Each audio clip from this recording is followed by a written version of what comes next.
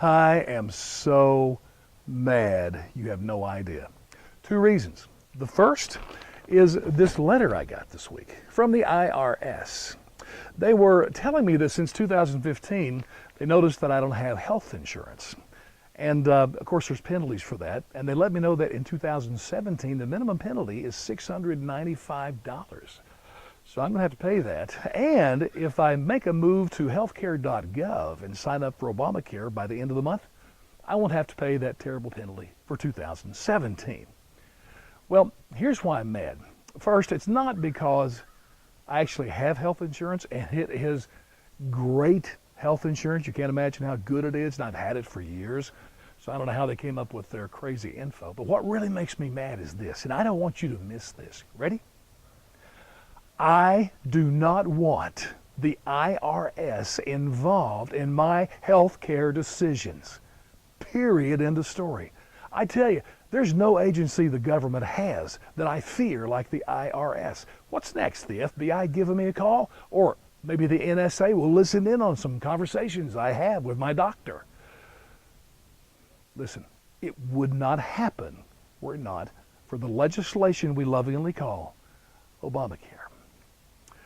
But the second reason I'm mad, and this one, if I were a screamer, you could hear me from the West Coast to the East Coast.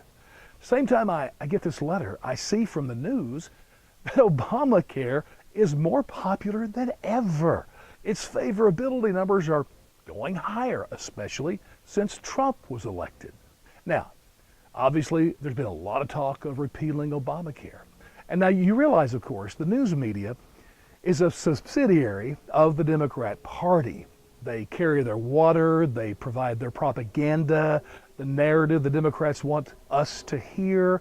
And so the only thing being said about this repeal business is this, that when Obamacare is repealed, those poor souls that's going to lose their insurance and be dying in the streets.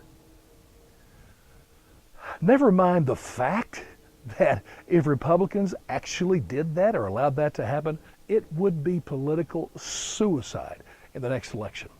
Never mind the fact that every time I've seen a microphone go in front of a Republican's face, when they mention repeal, they're very clear to say no one in Obamacare presently is going to lose their insurance. Never mind the fact that Trump himself has said that not only will Obamacare people not lose their insurance, but everyone else will get insurance, which brings me to a bigger point of all, and a question of how could you see Obamacare in a favorable light?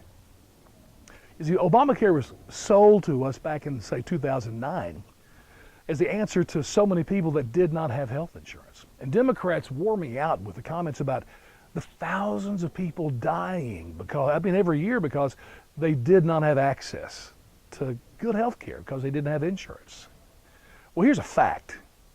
In the 7 years Obamacare has been in existence, the majority of those people who did not have insurance, they still don't have insurance. Now, where I come from, that gives you a grade of a big F. Obamacare, besides being a big pile of bureaucratic legislative garbage, the worst piece of legislation in my lifetime for sure, in spite of all that, it doesn't even work. I don't think a single good thing can really come from it. Fortunately, I'm not a screamer. Now, I can't compete with the Democrat press, NBC, CBS, ABC, all those channels. I mean, they have tens of millions of viewers. I've got like 10. But I want to ask you this. I mean, I'm grateful you're here, but if I say anything that's worthy of, repeating or that makes sense, will you just share it with somebody else? I think that's the best way we bring about change and good solutions, that we just talk and we educate each other, help each other think properly about this stuff.